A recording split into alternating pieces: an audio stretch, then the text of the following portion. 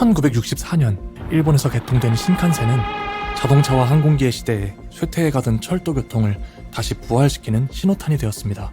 신칸센이 단순히 이동시간을 줄이는 것을 넘어 엄청난 경제적 효과를 내는 것이 입증되자 프랑스, 독일, 영국, 스페인, 대만, 한국 등 앞다투어 고속열차 건설에 열을 올렸고, 그런 흐름은 터키, 모로코, 우즈베키스탄 등의 개발도상국으로까지 이어지게 되었습니다.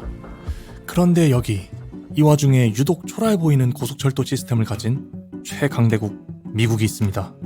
미국 암트랙사의 플래그십 모델이자 미국 내에서 가장 빠른 열차인 아셀라는 최고 시속 240km로 달릴 수 있지만 평균 주행 속도는 시속 110km로 한국 KTX의 안도 안 되는 속력입니다. 속도만 그런 게 아닙니다. 사람을 운송하는 여러 가지의 교통수단들 중 철도가 차지하는 비율은 단 0.3%. 놀라울 정도로 낮은 수치입니다. 반면에 자동차는 1000명당 919대를 소유하고 있어 1000명당 425대인 한국보다 2배 정도 많습니다. 출퇴근할 때 자동차를 이용하는 비율은 2018년 기준 81%로 52%의 한국과 평균 50%의 유럽보다 훨씬 높은 수치이죠. 미국 사람들이 장거리를 이동할 때 역시 자동차를 이용하는 비율은 89%, 두 번째는 7.4%의 비행기, 기차는 단 0.8%만을 차지합니다. 고속철도가 가진 여러 이점 때문에 미국도 최근 뒤늦게 고속철도 건설을 시도하고 있지만, 이렇게나 자동차에 의존적인 미국의 문화에서 과연 고속철도가 성공적으로 건설될지는 미지수인 상황입니다. 많은 선진국들이 여러 장점 때문에 고속철도 건설에 열을 올리는 사이 미국만 이렇게 뒤처지게 된 이유는 무엇일까요? 미국은 왜 꼭 자동차를 고집하고 철도는 잘 이용하려 하지 않는 문화가 정착하게 된 것일까요?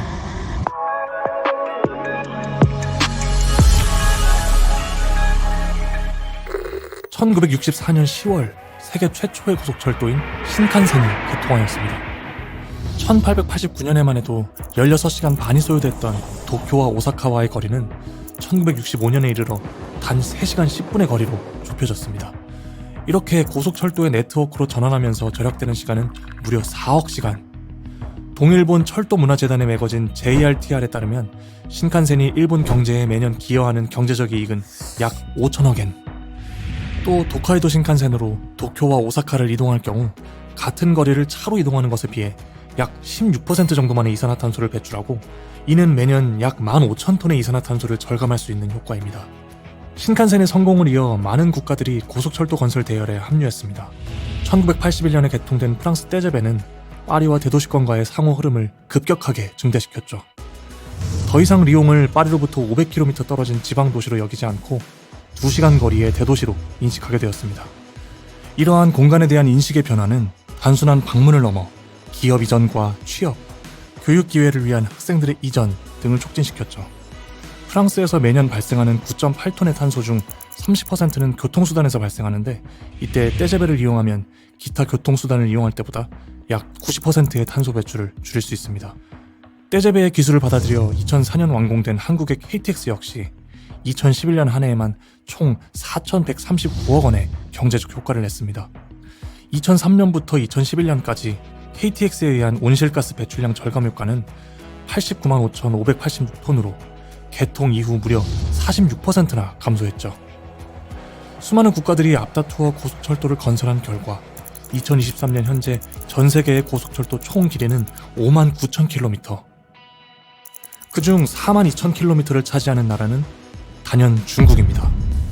2019년 기준 베이징 상하이 고속철도의 이용률은 77.5%에 달하고 있고, 2019년까지 총 100억 명 이상의 승객을 수송했습니다. 중국은 현재 세계에서 가장 빠른 고속철도, 그리고 가장 큰 고속철도망을 갖고 있는 나라가 되었습니다. 이런 와중에 미국은 자국의 기준에 부합하는 고속열차조차 사실상 없는 상태입니다. 그나마 가장 빠른 아셀라는 시속 240km의 최고 속도를 내지 못하고 고작 시속 110km로 달리는데, 이는 북동간선의 철도 노선이 100년이 넘어 매우 노후화되어 있기 때문이죠. 또 운영사인 암트랙사는 매년 적자를 면치 못하는 상황에서 양질의 서비스가 나오지 않아 이용객이 더 감소하는 악순환에 빠져 있습니다. 미국의 철도 시스템이 부실한 한 가지 이유는 일단 인구 밀도에서 찾을 수 있습니다. 여기 인구 밀집도를 볼 수 있는 지도를 한번 볼까요? 유럽 그리고 아시아 국가들은 큰 대도시들이 비교적 서로 좁은 간격을 유지하고 있어 푸른색이 짙게 나타납니다. 그런데 미국의 경우 대도시들이 서로 먼 간격으로 벌어져 푸른색이 옅게 나타납니다. 인구가 밀집되는 지역일수록 철도는 더 활발히 운영되는 경향이 있습니다. 하지만 이런 미국도 20세기 초반까지만 해도 가장 중요한 교통수단은 철도였습니다. 특히 노면전차의 경우 미국인들이 출퇴근하는 데 있어 중요한 대중교통이었죠. 노면전차는 1887년 버지니아주 리치몬드에서 처음 개발된 이후 빠른 속도로 마차를 대체해 1907년에 이미 무려 54,717km 이상의 노선이 부설될 만큼 중요한 교통수단으로 자리 잡았습니다. 2020년 기준 한국의 철도 노선 총 길이가 4,285km라는 걸 생각해보면 시대를 고려했을 때 엄청난 수준이었다는 걸 알 수 있죠. 때문에 당시 노면전차는 수익성이 매우 높은 사업이었고 더 큰 수익을 위해 각 지역의 노면전차 기업들은 요금을 동결하는 조건으로 시정부와 시장을 독점하는 계약을 체결했습니다. 이렇게 저렴해진 노면전차의 탑승 요금 그리고 도시 외곽의 값싼 미개발 택지로 노면전차 기업들이 적극적인 부동산 사업을 펼치면서 미국의 도시들은 자연스럽게 교외로 확장되어 나갔습니다. 이런 현상을 스프롤 현상이라고 부릅니다. 이때만 해도 미국 교외 지역은 이런 풍경은 아니었습니다. 상업지구와 다가구 주택, 단독주택이 서로 섞여 있었고 거주민들은 차가 없이도 손쉽게 식료품을 구매하거나 은행을 갈 수 있었죠. 대부분의 집은 노면전차의 교차로 10분 거리 내에 있었습니다. 하지만 1908년 최초의 상용차인 포드 모델 T의 생산이 시작됩니다. 자동차의 대대적인 보급이 이루어지자 요금이 동결되어 있던 노면전차 기업들은 수익성이 급속도로 악화되기 시작했습니다. 자동차들은 점차 곳곳에 부설된 노면전차 선로 위를 달리기 시작했고 노면전차는 더 이상 효율적인 운행을 하기 힘들어졌습니다. 심지어 이때 몇몇 회사들이 미 전역의 노면전차 기업을 몽땅 매입한 뒤 의도적으로 노면전차를 폐선시키고 전차를 폐차시키는 충격적인 사건도 일어났습니다. 이 사건은 미국의 자동차 회사인 제너럴 모터스가 훼손된 노면전차 대신 자동차와 버스를 팔아 이윤을 남기기 위해 대중교통을 고의적으로 파괴한 것으로 의심되는 GM 노면전차 음모 사건입니다. 이러한 변화 속에서 아이젠하워 대통령이 서명한 연방고속도로법으로 미 전역엔 66,000km에 달하는 대대적인 고속도로 건설이 이루어지고 결국 노면전차로 편리하게 다닐 수 있었던 도시의 풍경은 자동차가 중심이 된 모습으로 바뀌어갔습니다. 현재 일반적인 미국 교외의 마을은 이렇게 대규모의 토지 위에 트랙트 하우징이라는 비슷한 모양으로 지어진 주택이 광대하게 늘어선 모양을 하고 있습니다. 흥미로운 점은 이런 마을에서는 가까운 거리 안에 그 어떤 상업시설이나 서비스 시설은 찾아볼 수 없다는 것이죠. 이러한 곳에 가기 위해서는 자동차 말고는 다른 방법이 없습니다. 이런 미국의 마을 풍경을 만들어낸 중요한 배경에는 조닝이라는 제도가 있습니다. 여기 시카고의 지도가 있습니다. 두 가지의 색이 표시되어 있죠. 푸른색은 상업지구, 다가구 주택, 한가구 단독주택이 함께 지어질 수 있는 곳입니다. 그런데 핑크색으로 표시된 곳은 한가구 단독주택만 지어질 수 있습니다. 그러니까 한가구가 사는 단독주택 외에 그 어떤 것도 지어질 수 없다는 말이죠.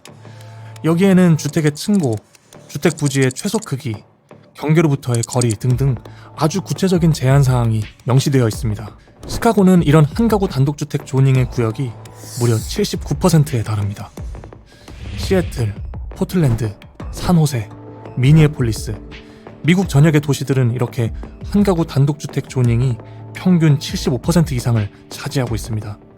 한가구 단독주택 조닝이 높은 비율을 차지하게 될수록 스프롤 현상이 촉진되어 도시의 인구 밀도는 점차 낮아지게 됩니다.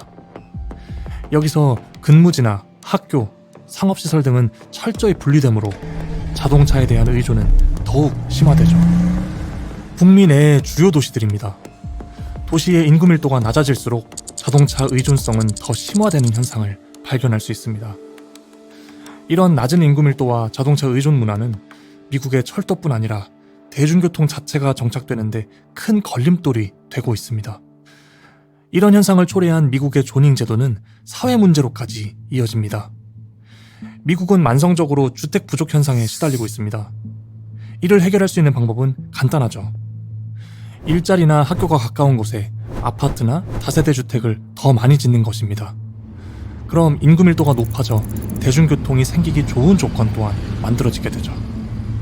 하지만 미국 전역의 75%나 되는 한 가구 단독주택 중심의 조닝 제도는 이런 주택의 공급을 더디게 만듭니다. 캘리포니아의 로스 알토스 힐스 같은 마을들은 한 가구 주택의 최소 부지 크기가 4,000제곱미터에 달하는데, 이렇게 큰 부지로 조닝의 규모가 커질 경우 저렴한 주택이 만들어질 자리를 빼앗게 되고 결과적으로는 미국의 주택 가격을 끌어올리게 됩니다. 이런 조닝은 대체 어디서 비롯된 것일까요? 1900년대 초반만 해도 미국의 도시는 주로 이민자들인 노동계급과 흑인 노동계급, 그리고 백인 가정이 같은 마을에 거주할 만큼 지금보다 훨씬 통합된 형태였습니다. 본래 조닝은 급격한 도시화로 환경오염이나 도시 미관의 저해로부터 주민 생활에 불편을 막기 위한 명목으로 출발했지만, 유색인종들이 이웃에 유입될 때 집값이 떨어질 것을 우려한 백인 주류층은 1910년 타인종의 진입을 배제하는 조닝 제도를 처음 제정했습니다. 1968년 공평주거권리법이 통과되기 전까지 미국의 백인 주택 소유자들과 마을협회 사이에서는 유색인종이 자신들 마을에 주택을 구매하는 것을 못하도록 막는 계약 관행이 성행했었죠. 또 레드라이닝이라는 이름으로 특정 구역을 정한 뒤 해당 지역에 주로 거주하는 소수인종들에게는 주택 대출을 거부함으로써 집을 구매하기 어렵게 만들었습니다. 지금의 조닝에서는 명목상 인종차별적인 명시는 사라졌지만 소수인종이나 저소득층이 구매할 가능성이 높은 작은 집들, 그리고 다세대 주택을 여전히 금지함으로써 백인 이외의 인종을 배제하고 그 불평등을 심화시키고 있습니다. UC 버클리의 2020년 연구에서는 한 가구 단독주택 조닝의 비율이 높을수록 인종 간의 분리 수준이 더 높다고 밝혔습니다. 2022년 기준 미국 주택 소유자의 75%는 백인입니다. 이들은 주로 조닝을 통해 분리된 좋은 마을의 좋은 집과 비교적 먼 거리도 통근할 수 있는 자동차를 구매할 충분한 여력이 되는 부유한 주류층이죠.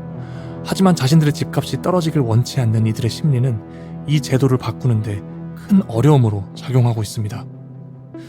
미국의 조닝 제도는 인구 밀도를 낮추고 자동차 의존적인 문화를 심화시켜 미국 내 고속철도를 포함한 대중교통의 정착을 어렵게 하고 있습니다.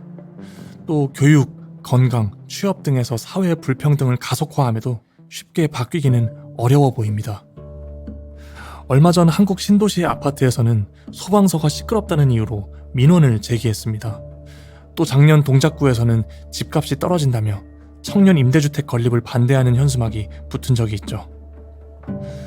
불편하지 않게 살 권리, 내 재산을 지킬 권리, 그리고 그 건너편에 있는 사회적 약자들에 대한 배려 사이에서 미국의 조닝 제도는 많은 생각을 하게 만듭니다. 심각한 양극화로 미국 사회가 병들게 된 건 주류층의 이기심에 큰 책임이 있지 않을까요?